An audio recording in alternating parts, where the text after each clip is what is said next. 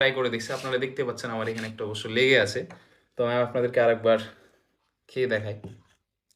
তো আমি যে একটু নিলাম এবং এটা আপনি, তারা বলেছে যে আপনি এটা দিয়ে নিমিষেই দেখা গেল আপনি নিমিষেই আপনি 1 প্লেট মতো খেয়ে ফেলতে পারবেন ভাত। তো আসলে খেতে পারবেন কিনা সেটা আপনাকে বলতেছি খাওয়ার পরে। এই হচ্ছে এটার অবস্থা। আর এটা থেকে যে স্মেলটা আসতেছে সেটাও নট ইমপ্রেসিভ। তো আমি এটা আপনি খাইলে মনে হবে যে আপনি সরিষার তেলকে জাস্ট ভাতের সাথে মিক্স করে দিয়েছেন, অথবা সরিষার যে দানাগুলো আছে সরিষার দানাগুলোকে আপনি স্ম্যাশ করে সরিষার তেলের সাথে মিক্স করে ভাতের সাথে মিক্স করে খাচ্ছেন।